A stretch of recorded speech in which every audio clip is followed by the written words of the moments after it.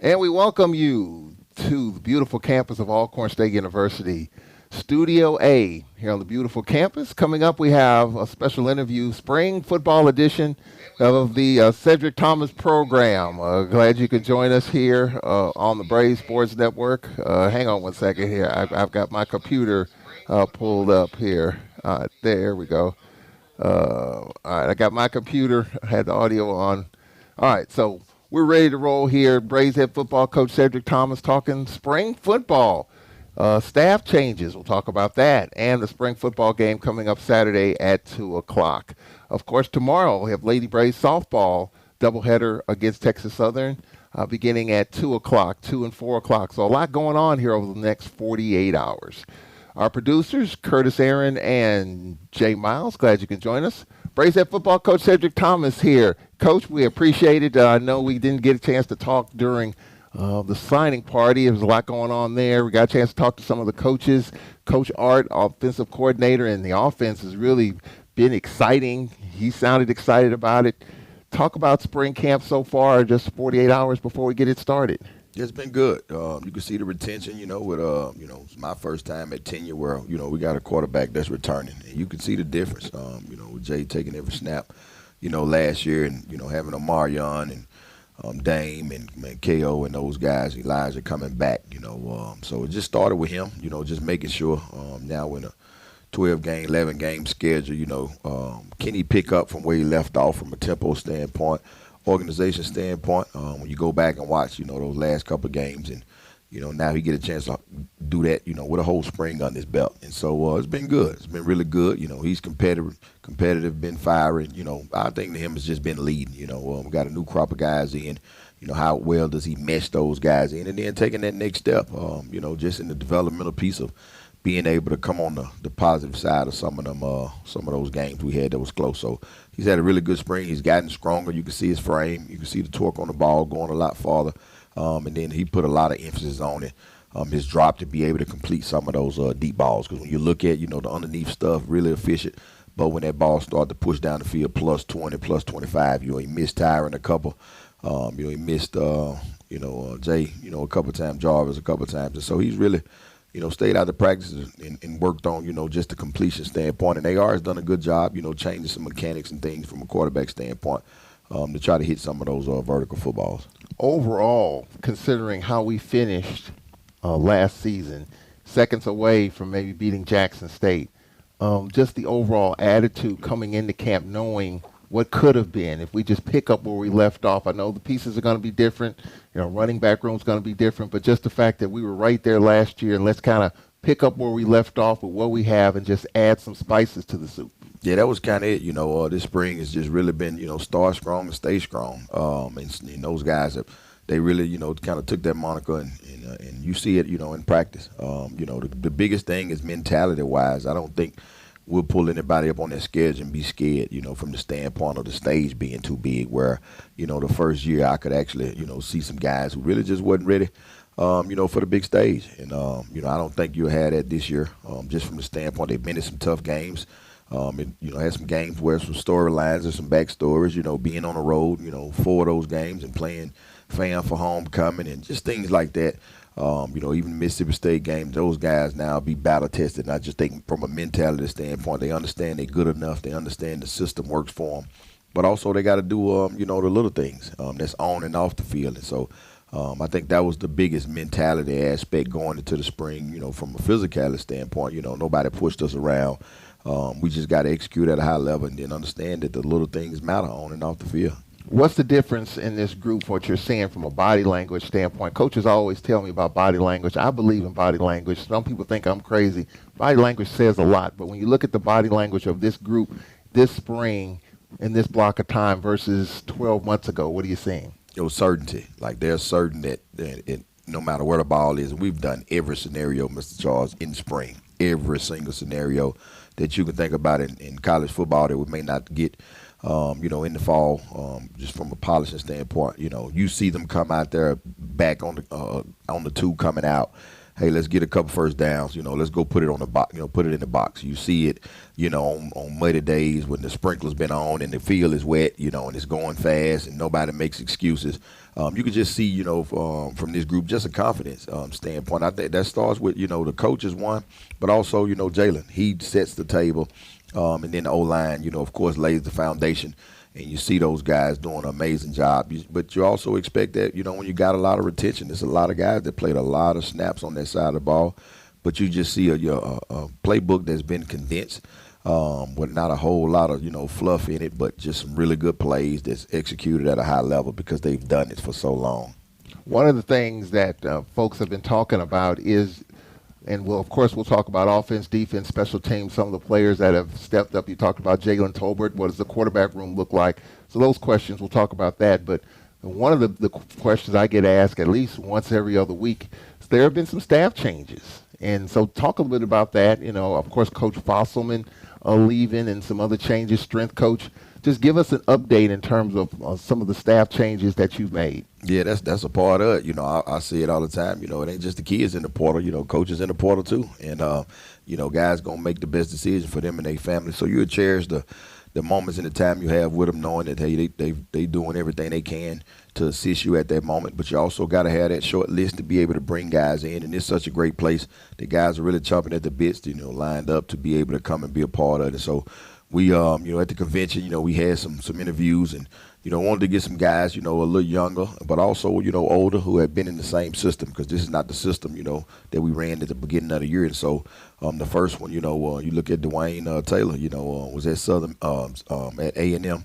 With Glass, with the records and what they did, he had some knockout brawls, here right here at Alcorn versus that staff, and got some XFL experience, and so he's a spread up tempo type guy that AR can really lean on. So he was one of the really home run hires I felt like that could come in the room. Got quarterback experience. He's done it on the black college sector.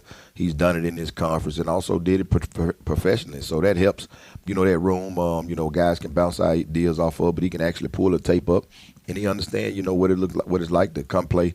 Alcorn and Jackson and all those different teams. So I thought that was really well, thought out just from the staff to bring him in. And then Samaj Mitchell, young wideout coach from Texas that did a really good job, where he was at. He's coming in. And so they's kind of bouncing the wideouts and the tight ends all together. And, very energetic, smart. We interviewed him and, he got his iPad out. He's not only talking about it, he actually showing the drill work and how it's conducive to being successful.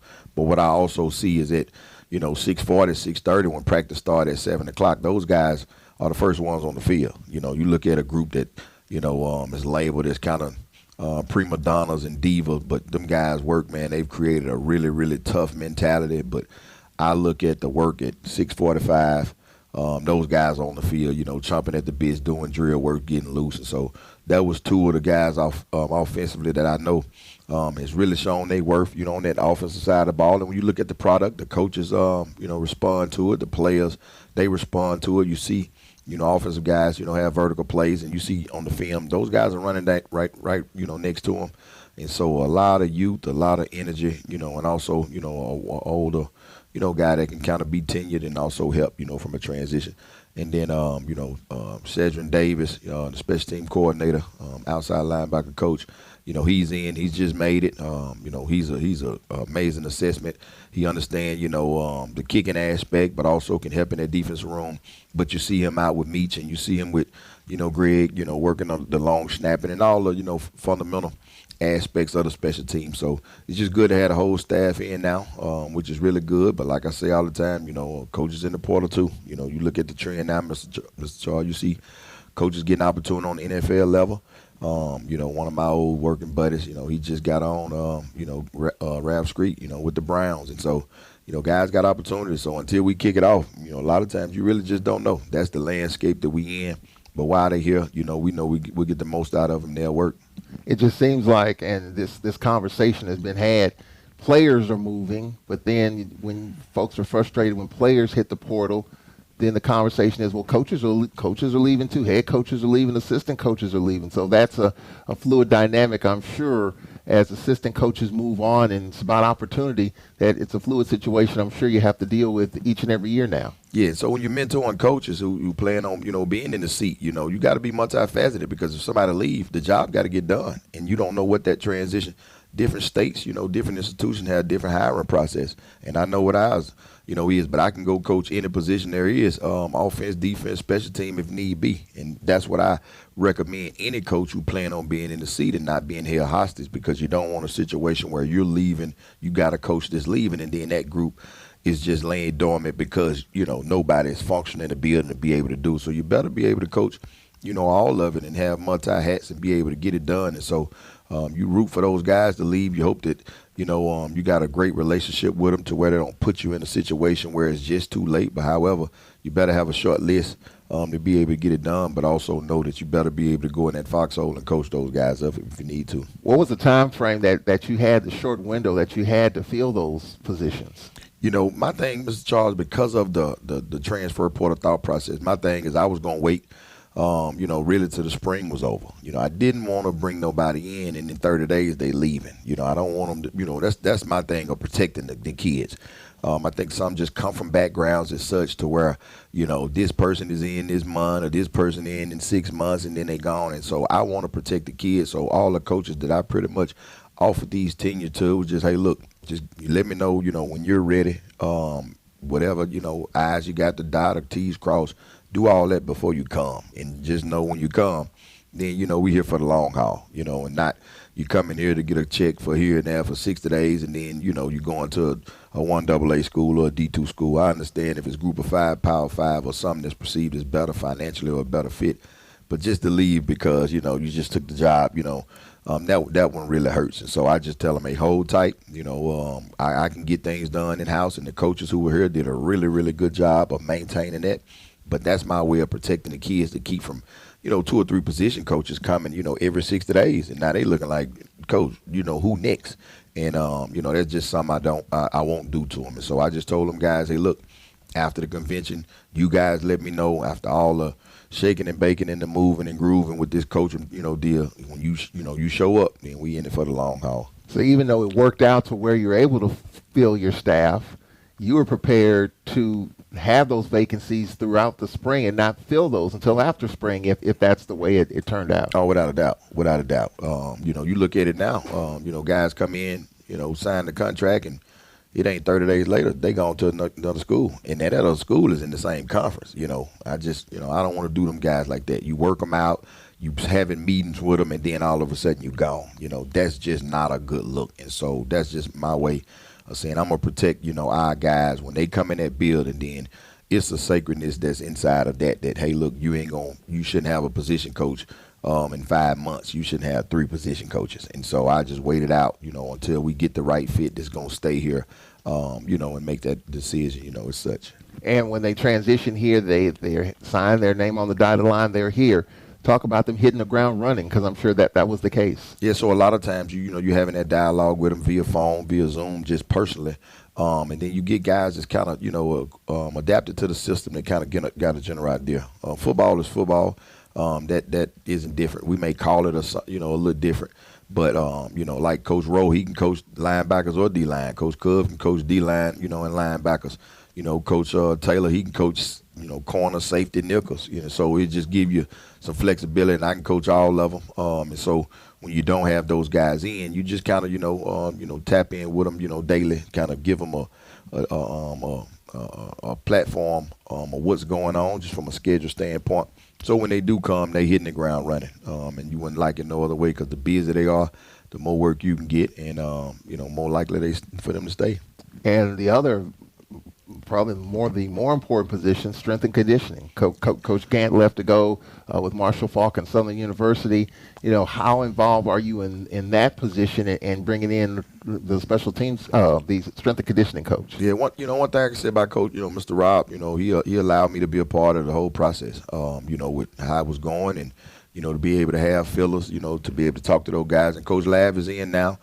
He transitioned really well with the guys, and that, Coach Mr. Felden, Damon, down on the coast, he kind of told him a lot of things about Alcorn with him not just being here, and he's a guy that's in the Hall of Fame.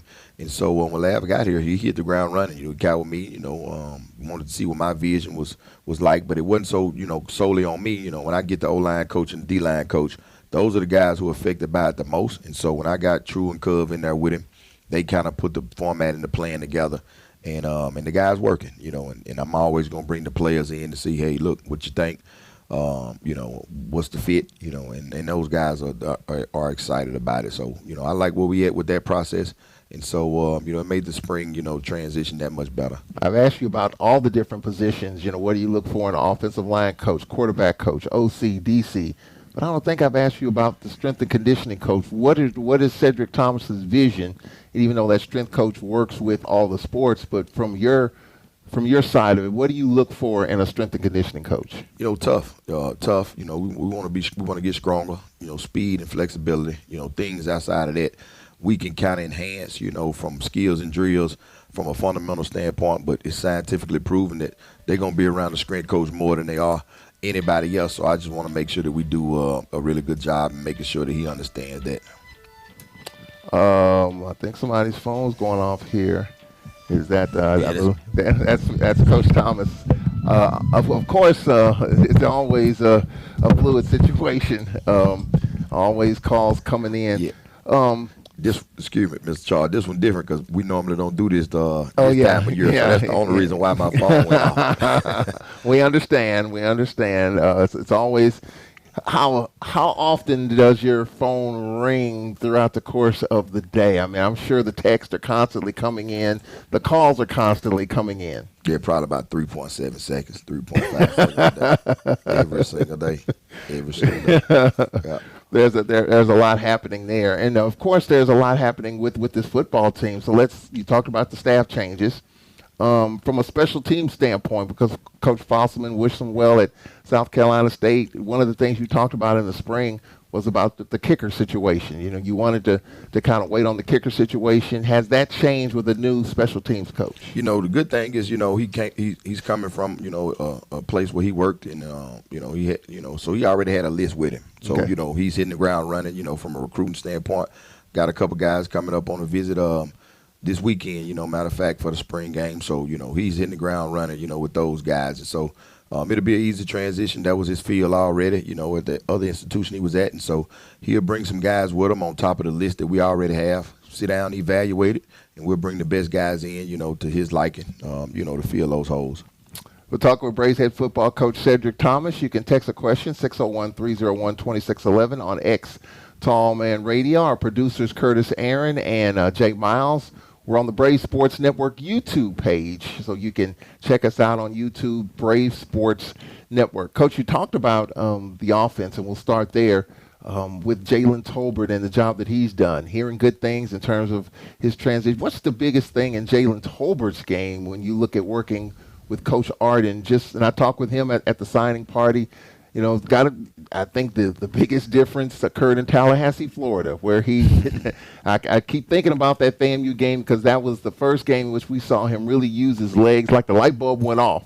And since that game, the rest of the season, he was lights out in terms of using his legs. So now what's the next step in his progression working with Coach Art and this offense? Leading, just teaching him how to lead. That position, is special. And it's been some great guys that come through. From a leadership standpoint, Jalen got all the tools under the hood to be a great quarterback. I want to see him lead. We have some issues in practice sometimes where he's so fiery, he's so fired up, he's such a competitor, he want to win. But sometimes it's not to my liking as a quarterback. I got to walk a certain way being the head coach, and then it's him. We both 5 and 7, and that's my thing to him. Hey, look, when I go do interviews, no matter how good or how bad it is, everybody gets the credit. When it's not well, then we get the blame. That's the quarterback position. So, man, I love working, seeing him work and getting better. And so for us, just galvanizing this relationship, he got all the tools physically. I just want to see a more mature quarterback when things are not going well, and that's how it's got to be in life when he get out in the real world, in the profession. He's different. He's going to be looked at different. He's going to be graded different. And sometimes, he don't he don't see it that way. Jay got a linebacker mentality. He gonna talk that talk, and you love how fiery he is. If you've seen him play, that's who he is. But sometimes you got to be able to just calm down when things aren't going well. You got to be able to lead. You got to take the blame, and tell everybody they're doing a good job, whether offense or defense. And so that's the biggest thing I want to see with him. One of the things in football, when you talk about a football team, whether it's high school, JUCO, D1, D2, D3, NAIA, SWAC, NFL, the two things when you talk about a football team, they want to talk about the head coach and the quarterback. That's it. I mean, it's amazing how any team revolves around those two things, the head coach and the quarterback. Yep. So you look at that record, like I tell them all the time, it ain't but two people, 5-7, and that's me and him. And so we got to do something about it. And, and he know it and he understands it. And so that's our job inside the profession. The X's and O's, that's one thing, but, giving them a format for living and teaching them what it's going to look like, when you get out in the real world. That's what, our calling is inside the football sector. So for Coach Art taking over the keys to the offense, what's going to be some of the things that Braves fans can expect to see from this offense with Coach Art and Tolbert at the helm? It's going to be fast and it's going to be points. You saw it at the end of the year. I just think it's going to be, more of that. We're going to be able to be methodical when times, permits. But I think he got some and understands the psychological part of what speed does. When you think about just non-football, Mr. Charles, when we make some of the worst decisions we made is because we're going fast. So you think about defensively, you got an offense that's going fast consistently and being efficient. That makes those guys make mistakes. And so it ain't about now having 1,000 plays. We want 1,000 formations and run, 5 or 6 plays. And I think that's pretty much what he's doing, and Jalen is smart. You got a guy that's graduated and you're going to want to be a veterinarian. So he understands, the smarts of the system. And then it always starts with the O-line. And Coach True has done an amazing job with those guys and filling those holes and putting pieces together. So it just, you're going to see a lot of points and you're going to see fast. Speed. That's the name of it offensively. So with Jalen Tolbert getting the keys, what does that quarterback room look like? Give us some names in that quarterback room. R.J. Jeter, from Eastern Carolina, he's had a pleasant spring, still got some mechanics and things to work on, but just glad he's here, can make some throws. He's a bigger body, can run it, understand the spacing game. So, he's done a really good job, and Achilles Ringo, he's made some strides also. And so that room is, right now is pretty good.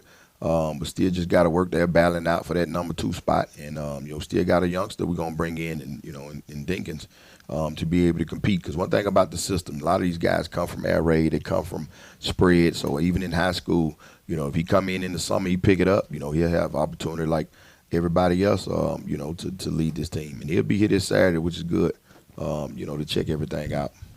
So in the backfield, of course, last year was Jacorian Sewell and Reggie Davis.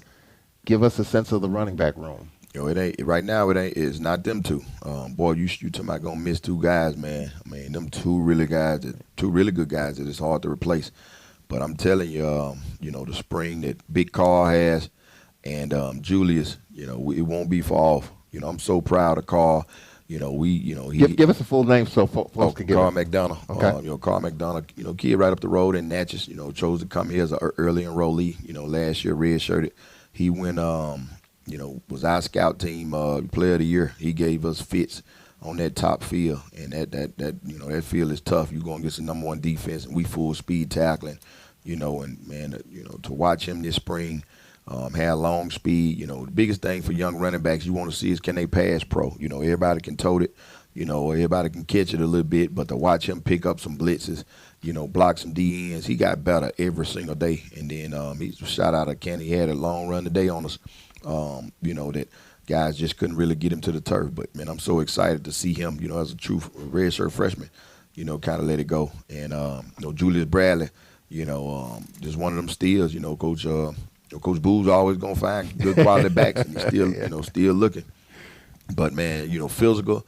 Got deceptive speed, really good hands. AR was just telling me, how he recruited him when he was at Itawamba, but he chose to go to Hines and he played wide out because he made a big-time catch on a swing route today. And I was just like, man, you don't find too many running backs, make that catch going sideways. And he gave me the backstory of him, being the former wideouter. So, but can run behind his pads, physical, bigger back, got a good frame on him. So those two really dominated, the spring, which was really good. So I feel good about either one of those guys getting to him, with that first snap, whatever that first game may be. And so we'll still get a couple more, but those were the two that really kind of took the bull by the horn this spring. I've heard you say a couple of times now, still bringing players in. Is this, you're still adding to this roster? Is that still the way this works? Yeah, you'll still continue to do that. We only got a certain amount in, at mid-year. Just because I didn't want to push all that on administration with transfer portal, opening, closing late, and still bringing guys in. You still got guys with 2-3 transcripts, and that's a hard eval. And my compliance, team does a really good job. Dr. Giovanna does an amazing job of getting guys in, checking those transcripts. But that would have been unfair to them to just last minute keep throwing, 7 or 8 kids, and so we just kind of waited to go through the spring with the guys that we had to make sure that we can get a true evaluation of them. And then now we can bring in the 10 or 12 kids we've got to finish this roster out. So this is a constant process in bringing players in now. Yeah, most definitely, because you get some, academically for some reason they don't think school is cool. And so some, grade-wise don't meet progress to a degree. Some just, don't do what they supposed to do and lose their eligibility because, they may flunk out. And so until you kick it off, you really won't know until that actual roster looks like. It's just today's climate inside of college football. So rosters in college football today with the climate, as you mentioned, the academic stuff, and the word is fluid, I guess. Ain't no doubt. You won't be able to tell until you get that too deep the week before the game. So you're going all the way to the end of August before you can sign, seal, and deliver the roster. Oh, without a doubt. Without a doubt, because, some guys will be going into second summer session trying to get eligible. I'm not saying that's the case here, but around the world, it'll be some guys getting eligible or not deemed eligible all the way up until that first week of the game. So we'll have to pay attention to that. Let's pay attention, Coach, to the offensive line, because none of this stuff happens offensively without that. Coach Watson, the job that he does in continuing bodies, quality, quantity. Talk about the quality and the quantity of the offensive line. Those guys, got the most guys coming back with the most snaps, out of the whole room. You pull a PFF up. It's a software we use where they kind of grade all the film and grade the personnel. But you're starting with Abe, the left tackle, Abe Diallo? I can't pronounce it, so I'm going to let you have that last name. Abe, really good spring, got banged up, but we expect him to be back, in full go. But, started every game except one last year at the left tackle, getting, bigger, stronger, faster, doing a really good job. You got, Cam, the all-conference left tackle. Cam Rogers, man, is just – he's awesome. You watch him, got his weight down, really took the bull by the horn. Because a lot of times when you get all conference and you get these accolades, especially this your second or third spring, some guys just kind of like, Coach, give me a senior day, give me a junior day, and kind of let me sit this thing out. But he's come out every single day and worked and gotten better. And that's what you want from those older guys who just don't talk about it. They come out and hit the ground running when it comes to just the work. And Coach Watson, he demands it out of him. And, he got it. And I thought he did a really good job, from that standpoint, And so those guys did a really good job. We got Jackson Pickett. Jackson Pickett did a really good job. He's that Swiss Army knife right now. He's played some center. He's played some right tackle. He's played some guard. He got injured for us last year, but, he's full go. He's done an amazing job. Jaden Bryant, the right guard, started every game for us last year. That core is really good, inside of that. And so we're excited. And Chardez, kind of rounded out with all the old guys, at that right tackle spot. Started against Jackson. When Abe couldn't go, he our old wise man. He's the one that you got to give a day to, just because he's a little long in the tooth, as the old folks say. But he's battle tested. He's gotten stronger. That old line kind of makes us go. And Coach is gonna kind of move some guys around. At that center position. You'll see Jackson Pickett there. Derek Cooper. He broke his foot last year. He's had an amazing spring. As a true redshirt freshman now. Jaden McCarroll. Early enrollee from high school from Thompson, Alabama. He's been chomping at the bit. So that group right now. It's about 10, 11 deep, all got opportunity to play, and playing multiple positions. And Coach Watson and that staff has done a really good job of recruiting those guys, but also just being multiple in all those different, positions that they can play. So we all know that's where it starts with, and that's where it ends, with the O-line. And so we expect those guys to do what they've been doing and also just take it up to another level. Every year, it seems like with this spread offense and the speed, you talk about the size of O-lines. And I've been around this a minute or two. Some say it's back, I guess, back in the day, 6'6", 350, 360, and now you're going to the leaner, meaner. Where are we in this speed set offensively and the type of size, body frame that offensive linemen are now? Yeah, we just want them. We want them. You can't get enough of them. When you go look up anybody's social media recruiting services, everybody looking for tackles, guards, and centers. And so I think the days are old of just, trying to see what they look like. If you can get them, we got to teach them. We're still in the developmental piece. You got to get them, and then you got to coach them. You got to teach them. It's just now when you do that, he's gonna be gone. In 5 months or 2 years or however long you develop him. That's just the name of the game. And so now you just got to start that process over. So it's not really, it's more so the attributes. If a guy that's tough and understands, just the psychological part of, you won't get in the paper, for what you do, but you're the foundation. And I think the skill set outside of that is just from a developmental and a coaching standpoint. How many offensive linemen? I think last year was 15, 16, whatever it was. How many is it this year? Right now we got about 11, but we still going to sign 4. So we're going to keep 15 scholarship linemen on the roster every year, no matter what. That's just, it's too important. Those guys, man, you can't get enough of them. And, now, especially in today's climate with guys, leaving, you got to make sure, because there's going to be some institutions that won't be able to have a decent spring just because of the bodies, and the numbers. So you're talking about only having 5 or 6 linemen. You can't do much. You're one injury away from having to shut the whole thing down just that alone, makes you want to have, a surplus of those numbers coming into the spring. Do you think in football in general, and we talked about the coach and the quarterback, do you think the O-line and defensive line get enough love in terms of none of this stuff happens without the protection up front and the defensive prowess up front? Do you think O-lines and D-lines, do you think they get too much credit, not enough credit, or are you satisfied with how that works in terms of how the game of football is played? Nah, they don't get enough at all, Mr. Charles. If I had a pool of money for NIL, I'd give every one of my offensive linemen or our offensive linemen something, just because of that. They the only group on the team that's going to touch somebody every single play. It may be some plays where a wideout might not even touch anybody, or a corner, or a safety, or even a linebacker. But that O-line and D-line going to put their hands on something every single play, whether it's coming play side, whether it's weak side. And so just for that alone, for me is enough to kind of show my gratitude to be able to give them something. I talked about them today, just some guys being banged up and next guy stepping up because their name will never be in the newspaper. And so you do little things, as much as you can, as far as giving them gear, letting them eat first, let them ride, front of the bus, whatever it is you can just to show your appreciation. But they don't nearly get the appreciation that they should. But it's kind of like me as a dad. I'm going to get them socks and underwear every Christmas. But, hey, as long as I can see those 2 pretty girls smiling, then you ain't got to give me no recognition.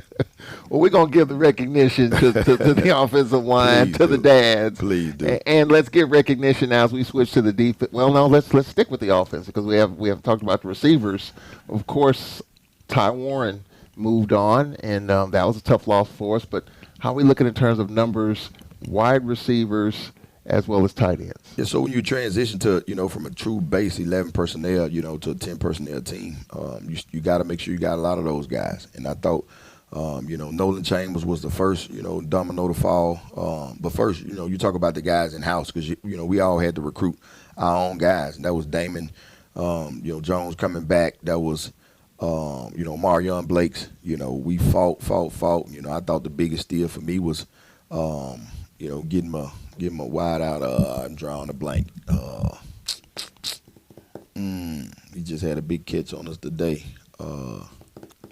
I'll get back to it. Yeah. But, you got to recruit those kids first. That's the biggest thing. And I thought the coaches did a really good job of making sure those core guys, Elijah, he's back, long physical wide out that really helped us. KO, Jamar KO. Yeah. That was the one. So we recruited, those guys, and, those guys played. We ain't just naming guys who was just, on the bench and just coming back. Those guys were productive and having a really, really good spring. So those guys kind of laid the foundation, for the offense. And then you go get a Nolan Chambers from Coffeyville, Florida kid. You go get a Mon Wright, Division II kid that tore it up, all conference, and you see those guys making an impact. And so, Jamar Ibram, who was, played with Jalen at Howard, that got some playing time, that ended up going to junior college. So you bring those guys in. The offensive staff did a really good job of getting those guys in. And those guys are playing. Those guys are playing fast. They fit the system. So we kind of had to, get more of those personnel type, players because, just the personnel that we're changing to. We'll still do some 11 personnel, with Caleb. He tore his Achilles last year, and he's back, going through the spring. He looked healthy, and so we're going to have some things for him. And so that was the biggest thing, of just getting wideouts who fit the system, in this spread world. And those guys are doing it. They have some knockout one-on-ones, with them DBs. And so that's been a pleasant surprise. And just to see those guys catch the ball in space, understand the system and spacing has been, really good. Well, one of the things when we talked at the end of the Jackson State game last year, in terms of Jalen Tolbert, you mentioned that Tolbert was going to help recruit and bring some guys in that he knows. How active was he in that? Yeah, he did. I just named a starter that he had. Jamar Ibram. He started with him. At Howard. Ended up having to go to the junior college sector. Nolan Chambers. Both of them Florida boys. Those guys were together. In passing and just knowing. KJ. From Pine Bluff, he was heavily recruited by a lot of people, but also Jalen. We didn't know anything about KJ, and then when guys in the portal, at other institutions, especially in conference, I'm kind of real leery of it. But because of the relationship, that Jalen had with him, and AR them, recruited him and had a really good foundation with it. Talked to his mom, and so that really helped, the recruiting process. And so when you got a quarterback, a lot of wideouts going to want to come to a guy that can spread it around, and it just really helps that the system fits. Yeah, and the system does fit. Looking forward to seeing it as we open up the season against USM. All right, now let's get to the defensive side. So let's give the defensive line the love on the defensive side. Talk a little bit, Coach, about the D-line and how it's looked in practice. I know we talked with Coach Deion Robertson at signing day, and he was up in the booth, and he was talking about transitioning on the field, upstairs, downstairs, and a lot of different pieces. A veteran core last year. How has the defense looked in the spring so far? I thought those guys got better. Every single day. Starting with Eric Thomas. The all conference. Wolf defensive end. He's played. Strong side end. He played some weak side end. He's done a really really good job.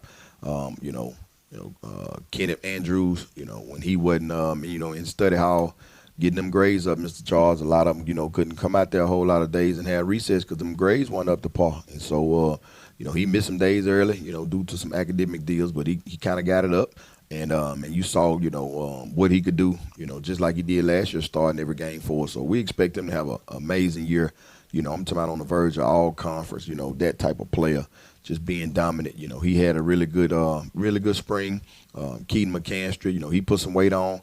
He was an outside linebacker forward, a linebacker who transitioned down. He's gotten stronger. Those guys, really, did a good job for the linebackers. And those, seeing Spot via the biggest shot in the arm was for us. Spot wasn't cleared to about a couple of practices ago, and then he just got cleared. But you can see the difference when he's in the fold. From a D-line standpoint, and those are guys that just kind of been here that everybody know of. And then, from a recruiting standpoint, we're going to keep having, 13, 14 of those guys also. So you're talking about Landon Carson right up from Holmes. He's going to be a big-time player. Remember that name. He's done a really, really good job. Keyshawn Kimber, Northeast transfer, big, physical, on the edge, use his hands well. Tony DeLoach. Those guys, man, I'm telling you, I'm excited about that D-line. Coach Cud got some toys. He got some toys. He got some guys that's physical. Terry Rutledge, early enrollee from Alabama, 17 years old. He banging it with blocking those guys. And so we got some bodies up front that we're really excited about. Coach Cud got some guys I know that's going to be moving and grooving. And it's just good to see a lot of those bodies, up there and playing.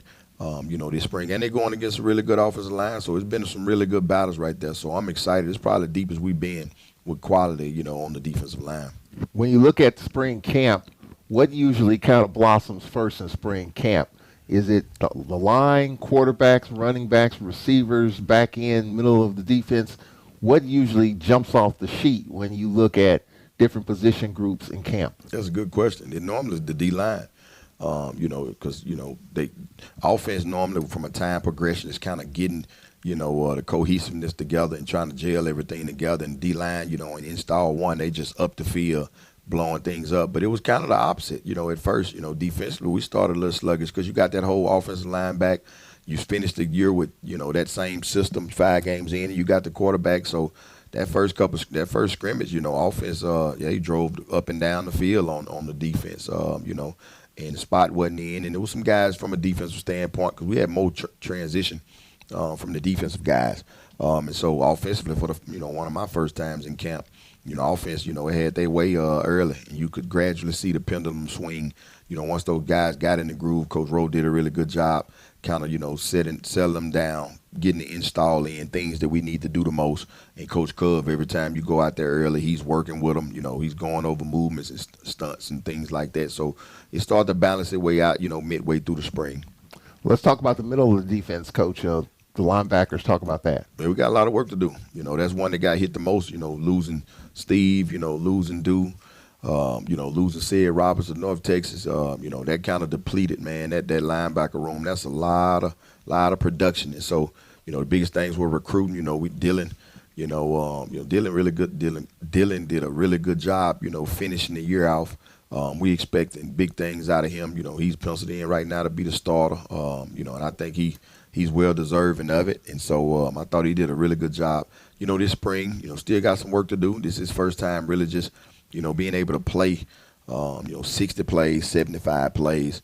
And so from a recruiting standpoint, that was one of the spots that, Coach Rowe had to really bring in the most, with Jaden Daniels and Davis and Kende Pugh, early enrollee freshman, Kay Wembley, Liberty transfer. So it was about 7 guys that was recruited that came in, and those guys got better every single day, every single practice.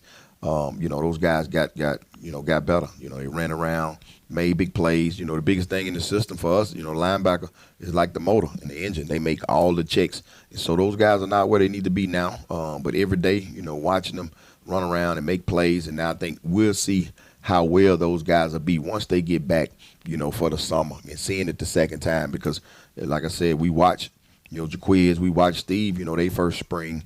Just kind of getting their bearings around them and figuring it out. And but when they got back in the fall, that's when you see the biggest jump, from those guys. And so, but you see all the things up under the hood. They can run, they physical, they can play with their hands and make some plays. Now we just want them to make those particular checks, and run the defense. Well, help me out with this. We've talked a bunch about different units on this football team. This is probably the first time, if and my memory is going, but this is the first time I think I've heard you mention how we actually took a hit in a certain position group, whether it's linebackers or quarterback or the back end. Normally we've been kind of fluid with that and have plug and play. And even Coach Rowe talked about it at the signing party, how it was a little bit of a hit. Is that kind of way football works, where sometimes some units take hits more than others in certain years and certain positions, just based on everything? Well, to be that is like that now. In the past, it really wasn't, because you didn't have to worry about a Cedric Roberts, who was a sophomore, going to North Texas. He would stay. At worst, you might have a kid transfer to another school, but you knew you had about 3-4 guys that was waiting. But when you get, in this case, 2 to graduate, the next one up, he moves up. Group of 5, make a lot of money, which you root for. Then you sit there, and Dylan was the next one, so it should have been Sid and Dylan. And you see Dylan, he chomping at the bits.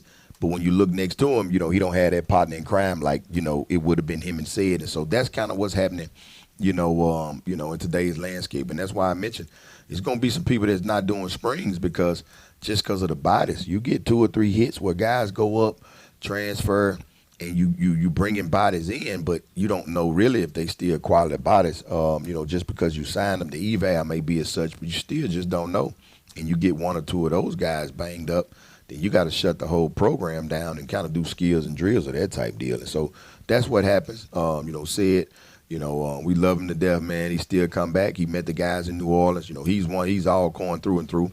And so you root for him and his parents, being able to be in that financial situation and moving up. And so, it's just one of those things that position just kind of got ravaged the most just because of, the guys, the two seniors that was leaving, and then the young one. The back end of the defense, Coach, talk about that. Everybody back, everybody back. And that's the one that, right now, that's head over heels, just a little bit better and a lot more advanced than all other groups. You talking about both starting corners with T. Haney, RJ, Patrick Kent's, J. Bo, McCroy, Tariq Snow, Elijah Ruffin, Cam Brown, T.J. Jasper, who was leading the team in tackles. He hurt his shoulder.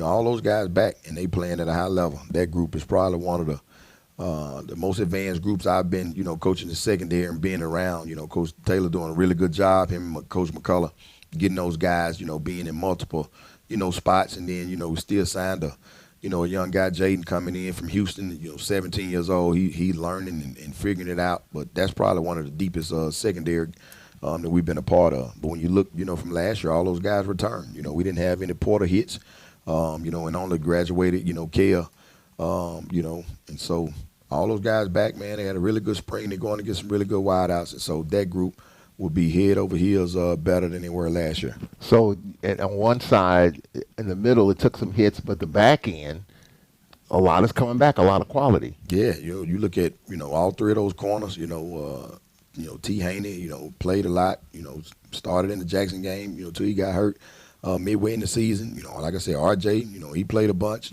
Patrick Kent's played a bunch, earned his lines. He's the next one up, from a freshman standpoint. Coach go out, and get Elijah. He's a transfer. I think maybe Lenoir Ryan, corner that was all conference. So, just to improve that group. And then, on the back end, all those guys returned. We didn't lose, one senior back there. And then you even get Jeffrey McKelton back, off the ACL from 2 years ago. And so, that group, chinning at the bits. And we're excited about, those guys and their matriculation, being here for that second year. So with the spring now, 48 hours away from the spring game, you think a lot of these guys have the concepts down, new OC, and just everything that's going on, just putting this thing together, trying to build momentum from last year. You feel like, despite the dings and the aches and pains, that this team is kind of feeling it in terms of building a lot of momentum going into the season. Yeah, without a doubt. Without a doubt. I really feel just the mentality, the way they carry themselves, it's different, knowing that you can do it as opposed to thinking about it. And I honestly feel like they know they can do it. And they got some guys that's been battle tested and they've seen the good and the bad in that process. So, I know they can get it done. And even as a coaching staff, us being together, with the new pieces will help us, be in a better situation. We're talking with Braves head football coach Cedric Thomas. A lot to talk about. The Legacy Bowl. We haven't talked to Coach Thomas since the end of the regular season. We were going to talk to him during the signing party. Didn't get a chance to catch him. So the transfer portal, the Legacy Bowl, you talked about the injuries, and, of course, the spring game. So, Coach, when you look at the transfer portal, it impacts everybody. How much did it impact this football team? I think it was more so, positive than negative. We're going to miss Tyron, and Sid, but those really were the only two, guys that, from a production standpoint, that we kind of, missed, that's no longer going to be here. But when you look at a Nolan Chambers and you look at, TK and some guys that was brought in, the biggest one for me was, Jamar Ko. To watch Ko come back, I think he will have the year that Tyron has, without a doubt. No slight to Tyron. But Ko is right on the cuffs of being that. And you watch him this spring, man, he probably had one of the most productive spring one, a lot of 50-50 balls. You see him getting stronger. So, I'll take that, and then, just all those guys. You see Jeff get in the portal, and come back, to finish it up. That was really good. Dame, test the waters. He got back. RJ tested the waters. He came back.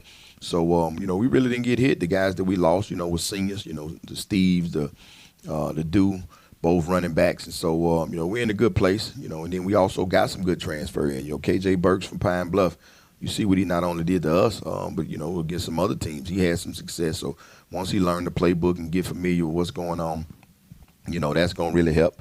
And so we got some guys, from other institutions that actually played, in conference and out of conference that we're excited about. So I thought the transfer portal, we got the best of it this go round. I'm so glad, and this is just my own personal feeling. I'm so glad that you softened your stance on the whole transfer portal thing, because it's brutal out here now. College basketball just ended.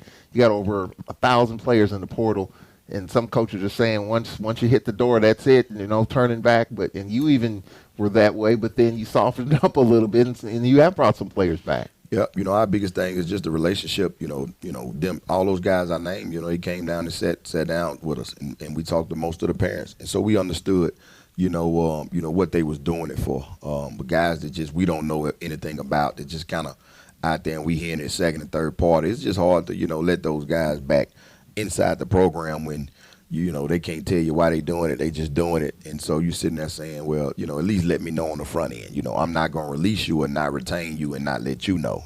That's that conversation of developing a manhood that, we want them to be able to have those hard and tough conversations. But we root for all of them. As much as we don't want them to go, I still stay in contact with Malachi to this day.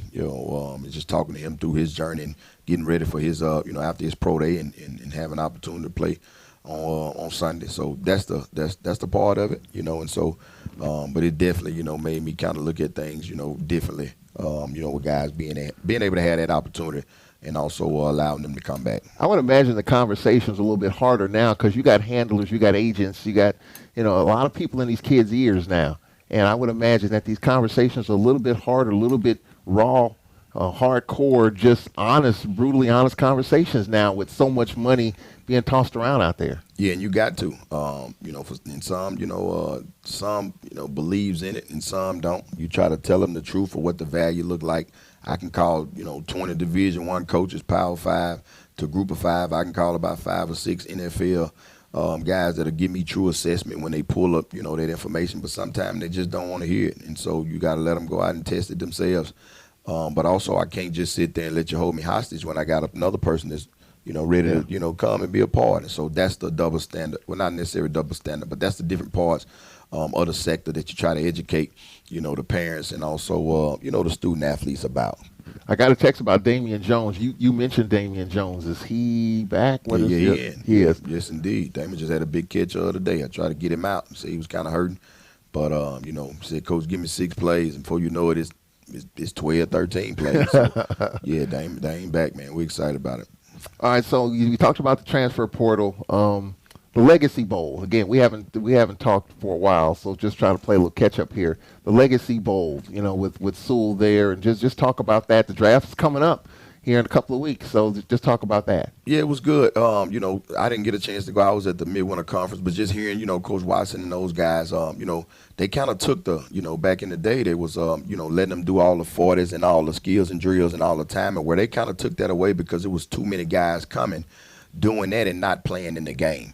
And they on the verge of, if we don't, continue to educate, our guys, that we'll lose that, because you got all those sponsors that's putting that money into it, and they want to see guys play in that game.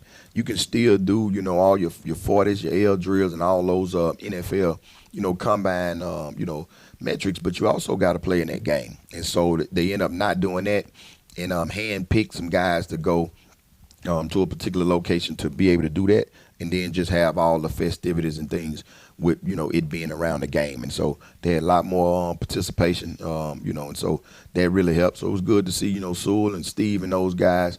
Sewell got an opportunity to go up to that other location to be able to, which was, the actual HBCU Pro Day. Yeah. And then all the guys got a chance to go to Jackson. So, man, that's a really good event. We just got to continue to educate not only the players, but, their parents and agents also of how important it is, because the agent don't really, care about it. All he want to see is what he feel like is best for the client, and that client, not doing something that all the HBCU guys didn't get a chance to. I talked to Jimmy Giles yesterday about just his opportunity and what his journey was like, and he don't have this opportunity that we got guys to be able to take care of, and they don't look at it wholeheartedly. And so we got to stand on them shoulders of those guys who didn't have this opportunity. We got to go play in that game, and And I think we continue to do that, it'll make that brand bigger and that thing will grow. And it'll be really big and it'll help a lot of student athletes, kick in some doors and get opportunities on the next level. Well, with the draft coming up here in a couple of weeks, I think it's 2 weeks from today, if I'm not mistaken. How many teams have called you about some of these guys with the Legacy Bowl and the Pro Days? Have you gotten a lot of calls from NFL teams from about some of these players? Yeah, it's probably about 10 to 12 teams, on the average. I think it's the space is still, I don't think we'll have many, not just here, but I'm saying HBCU 1AA kids get drafted.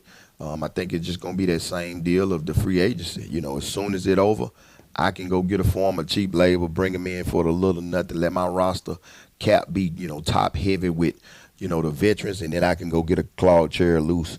I can go get a Chris Blair. I can go get those guys to fill my roster on those, 51, 52, 53 men at the end, and SWAT guys going to come in and cut grass and jump on field goal posts, and you ain't going to be able to get them out of there. And I think that's what we got to prepare our guys for. Yeah, it was great if you get your name called, but anything roughly, 4th, 5th, 6th, 7th round, you got to make it anyway. And so, yeah, that plight will be good to get your name called, but when in doubt, you're trying to make that 53, 54-man roster and those practice spots. And so I think we're going to have some guys to get their name called, when it's over. And then, it's on them now. But all you can ask for is a chance. I don't see how any round it is or being in that facility. And I just okayed our deal with Jimmy Giles again. We'll be going back to Tampa. But to get in those facilities, it's so many brown faces that don't get that opportunity. So for you to get in there, then I don't care what round it is. It's your job to stay. And so don't look at it as a negative that we're not getting drafted. Just look at it as, hey, I'm still getting an opportunity. We know it's all about the finance aspect of it. Now let's just go make it. You see Claude get another extension on his contract. Chris, where he is. And those guys we stay in contact with. And so, that's what you want. So you can't say it, you can't be done. There's two guys that was eating patents, living in a dorm, and on this same blade of grass out here playing football. And those guys, still in the league. And so that's what these young brothers got to understand. That, you gotta put the work in, but you got opportunity to make it. Well, I mean, I think people still get a little bit in their feelings when they watch 3 days of the NFL draft from Thursday, Friday, and Saturday, and not one HBCU player or SWAC player is included in that. People kind of still getting their feelings about that whole process. Yeah, I understand it, Mr. Charles. And if we're not good enough, then we ain't good enough. But won't nobody say that. Mississippi State didn't have one player to get drafted last year. Not one player in the SEC. So if not one player from the SEC school didn't get drafted, with all the supplements, all the finances that they have, then I think we got to be open-minded, and we got to look at our product. If our product is still leaving and going to these other institutions, then how can we fester up a relationship with these guys to stay to be able to get drafted? Now go poll how many guys that was at HBCUs that went to other institutions that got drafted. I think that number will be a little different. Yeah. And so that's what we got to do. And I'm all for it. I want guys to get their name called. I played with 3 guys to get drafted: Dante Wesley, Chris Akins, and Dante Wesley, and Courtney Van Buren. I played with 4 guys that got drafted, and so I know what that looked like. But some didn't have longer careers, and some, you had to get the National Guard to pull them out. So that opportunity when it comes, however, if your name get called or not, hey, just make the best of it and, save your money and be ready to go out in society and be a productive citizen when it's all over. Well, let's talk about being ready. Let's get ready for the scrimmage on Saturday. Saturday at 2 o'clock, Jack Spinks Marino Castle Stadium. So help clear up some stuff for us, Coach. I heard about a draft. There's going to be a draft of teams, Team Thomas, Team Edmond. Will that still be the case? No, we're going to just do it. We'll do it, offense, defense, still purple and gold, just because we kind of, got some guys banged up, at certain positions. And then, we'll still have the honorary guys, 1871. They'll hop on one of them teams. We'll let them, coin toss or pick to see which side they want to be on. Now, we will split the coaches up. It won't be all offensive coaches and all defensive coaches. We'll split those guys up. And, and we'll have a point system, inside of it. But the biggest thing now, Mr. Charles, just get out, get out that thing healthy. We banged and we banged. Even today was our last full padded day, and it was to the ground. Guys really got after it. And so, the spring game now is just to let the people see, both of the systems, offensively and defensively, but also get a chance to see the guys, hug, kiss babies and hug grown people, but also for people to come out and support, these young brothers. There's some guys who moms and dads can't, get here, and this will be your first time to be able to just see those guys before the season starts. So we expecting, a nice crowd to come out and fellowship with these young brothers. They could be doing a whole lot of things, and and they doing something positive. So come support them. This gonna be the new Braves look. You're gonna like what you see, and also, if you got any questions, how we are, as coaches. We there for it. And this will be a time for you to meet us, meet the new staff, and get the one-on-one time to dot our I's and cross all T's before we go into this 26. Is it me and just watching other spring games and hearing other coaches talk about this scrimmage or this showcase, however way you want to call it? Is the attitude towards these games a little bit different now? Because I'm hearing coaches talk, kind of water it down a little bit, give the fans what they want, but not be too deep into it and show a heck of a lot. Is the attitude changing as far as these spring games or showcases, however you want to call it? Is the attitude changing on it? Oh, without a doubt. Now you're getting kids, they're getting a lot of money. And so who want them to get hurt in basically an exhibition? That's ultimately it. And so you're gonna see a time where it's gonna be some guys that won't do spring games. It'll be skills and drills, 7-on-7, some 1-on-1s, but you won't see no hitting, no tackling or anything like that. That's what it's going to. I mean, you look at a team who just got done playing, and I think Ole Miss just got done in January. So you're talking about getting back in the weight room February, March. You playing another game in April if you're doing the spring game, then you got to come back for the summer, and that's just one. And so, we didn't make it or, went that far, but you still got guys that's been banging up in the 12-game schedule. I think our bye was, week 3, week 4, so that's 9 games, 8 games in a row. And you go back, for the summer, go back into Christmas, and then you all 4 weeks, and you're back in the weight room, and that puts a lot on a 18, 19, 20-year-old kid. And we bang, this was a physical spring, for us because we had so many new pieces at certain spots.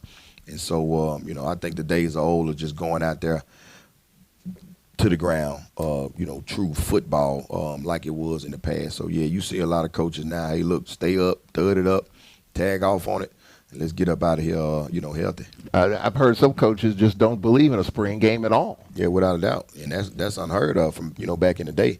I won't ever, be that drastic because I feel like it's still, something to the kids that parents can get to come, the people get to come, and see. And so we're going to do some things, we're going to move around, but it won't be, full speed, as far as tackling, to the ground and cutting. And, we've done enough of that, but we will, put on the show. I want to see efficient, plays being ran. I want to see guys where they're supposed to be. Or if not, you're going to see them go to the ground. Because if I see a product that don't look like it should look like, then we're going to call the spring game off and we're going to put the ball down, and we still got another practice. So, wait a minute. So you're saying that we might start off with a spring game, but you might, if worse comes to worse, it could turn into a practice. Yeah, without a doubt. Now, we ain't going to go out here and just, slop around and just, not be efficient in what we doing. We just saying, hey, look, I want it clean. I want it butted up. I want a good tag off on it. But if I see guys just running, scot-free, or guys letting guys sack the quarterback every play, nah, we just going to put the football down, say it's a good prayer, and we're going to get out there. So what's the 1 or 2 big things that you're looking for in this scrimmage? Execution. It's still, maybe 2 or 3 guys that's kind of on the cuffs to making this roster, playing all those special teams or moving up from a 2 to a 1. And like Cam Brown has had an amazing spring, but he has given up, maybe 2 or 3 plays I feel like he shouldn't give up from the pass aspect. So I want to see him really be focused. We're going to treat it just like a game from preparation and getting out. And I want to see on them pass plays, him have great eye discipline. So when things get to moving fast, next year I know we can trust him to be where he's supposed to be. Tariq Snow, he's working on his weight, but it's too many times where, he kind of just out of position. And that's just 2 that I deal with directly. But I want to see guys like that, on Saturday, be where they're supposed to be, be consistent in their technique. And when I put the tape on, later on that evening, guys are where they're supposed to be and doing what they're supposed to do. Special teams aspect. You talked at the signing party about the kicker situation. Where are you on that? With the new special teams coach, we're going to see a lot of special teams in this scrimmage. No, you're gonna see punt and kickoff, and you'll see some extra point field goals. But we won't do kickoff return. And so it'll be against air. Meach has done a really good job. Doing double duty, but I don't foresee him being the full time kicker. Yeah. We're gonna bring a guy in to be able to do that, but it's good. I watched him get better. And coach was working with him today, so he may have to. He got the leg to do it. But if I had to make a decision, right today, we'll definitely have somebody in to take over those kicking duties for him. And also, the long snapping. Greg is the short snapper, and we'll bring a long snapper in. But those guys have really worked. We did special team every Friday this spring, with it. And so we'll still have a kickoff. We'll still have a punt so he can show his leg off, and then field goals. He'll get the right of way to be able to do that also. We hadn't talked since the end of the season. I was going to ask you, obviously, everybody talks about the schedule. We open up against USM, and hey, here we go, off and running. Before you know it, it'll be SWAC Football Media Day, and then we'll be ready to kick it off. Well, I'm thinking this thing come by fast, man. I kind of got the jitters. When you text me, it's 3 o'clock. I'm like, 3 o'clock? What I'm in the studio for? It just brought back, all those NCs. I'm like, man, this thing going by around fast. But before you know it, we'll be right back here in the studio. What's the biggest things that Braves fans can look forward to as we get ready for this purple and gold game? Fast. Just watch the offense. Jalen gonna spit it out. I think it's gonna be a really, really good look. And defensively, you're gonna see some size and you're gonna see some guys. But games like this really gonna kind of sway to the offense because we won't. We're not going to the ground, but you just watch how efficient that the offense be and how fast it'll go, man. It's been awesome. I had some coaches to come out and watch, and we doing some clinics, and they like, hey, look, we've been to 2 Power 5 schools in the state, man. You guys are just as fast, and that's with the refs, being here at 2 of our scrimmages. So we're excited about that, just to those guys scoring points. I know the defense is because you watch, not only them getting better, but defensively we got better last year when we was playing, up 14 as opposed to down 7. And so, it's going to be a really efficient, fast offense. That's not just a gimmick offense. We're going to be able to run the football. We're going to be efficient in what we're doing. And, defensively, those guys are going to be light years better. And so you're going to see a really good disciplined football team that's going to put on the show and have some fun. I look at this team. This is one of the hottest teams in the league to end last year. Of course, Prairie View won the West. Jackson won the East. Had Jackson on the ropes. But we're one of the hottest teams down the stretch. A lot of people on social media, people who cover the SWAC, talked about Jalen Tolberts being one of the top quarterbacks coming back. Andrew Body's coming back. He was in the portal, and he's back at Alabama State. So there's a lot of excitement there. People are talking about Braves football. Can they build on what they ended on last year? Yeah, I know we will. It's just mindset for us. After the changes was made, it was just a switch in the mindset. Based on what the student athletes could do. I thought we put and tailored the offense, around what those guys could do the best, and it helped. The insurgent of the defense being able to stay in some games, play better. You can sack the quarterback when they throwing the football, but if you're down, they're not going to throw the football. And I thought that's allowed, Coach Rowe and those guys to be able to get after the quarterback and also swing the field around, for the kicking game aspect. And so, when you got a quarterback, you got a chance. And so especially, with Jalen and that O-line, when you talking about that O-line right now that can protect him, him starting out the gate running and sliding and getting down, because we still, don't need him to, be reckless, with his body, but also get what he can get and then get on the ground like you saw, starting the fam game. And so we're excited about it. We just got to continue to cultivate the mindset that they are good enough no matter who it is. But I don't have to tell them, they spend their whole time now counting how many points we lost by, but also look at, like, we should have did this, we should have did that. And I'm like, hey, used to bees don't make no honey, man. Like, we got to seize the moment. Are we good enough? So I got to put the template around them in the practice structure to make sure that we can seize that. But also the thing for them is just the little things matter. Coaches may not see it, but if it ain't being done right in that dorm, the football guys got a way of showing his ugly head. Well, with this landscape being what it is right now, you've heard coaches say championships are won in the spring. In this landscape now, is that still the case? Kind of leveling things off, not playing a lot of guys in the spring, kind of holding back, got injuries, which you always will have. Is that attitude still the same? You win a championship starting in the spring in this new landscape? Nah, they just talking them just words, you know. And I can be politically correct and say, yeah, but it's too much turnover. You know, you're going to lose, four for your guys, for whatever reason. You still got grad transfers, even though the portal's closed. You got guys that can graduate and leave. You see the kid from Alabama A&M, he just posted, he getting his 8-year back. Brown. So you talking about, so there's going to be some roster changes. I get what they saying. The foundation is laid. But you got to have a good spring. You got to have a good fall camp. And you got to have a good season just because there's so much influx of turnover, from a coaching staff. And then you to my coaches, it's going to be some coaches leave between now and, the summer, Mr. Charles, just from guys that's going to be in your staff. So you got to constantly bring, guys in. And so it's going to be whoever mesh, the quickest and, who has a quarterback or who has a dynamic playmaker that either touches it every time or when you do give it to him, he can make, something with it. That's Braves head football coach Cedric Thomas. The Purple and Gold game at Spinks Castle Stadium at 2 o'clock on Saturday. You'll be able to check it out Saturday afternoon. The weather should be fine for the big scrimmage. Coach, we appreciate it. We'll be talking to you down the road. Yes, sir. That's Cedric Thomas here on the Braves Sports Network. We'll be talking with him sometime after the spring game to give him his thoughts and get ready for the offseason and what to expect. Commencement's coming up, and so a lot happening there. That'll do it for our producers, the one and only Jay Miles, Curtis Aaron, Cedric Tillman, Charles Edmond, head coach Cedric Thomas. Thank you for joining us. We'll talk to you next time here on the Braves Sports Network.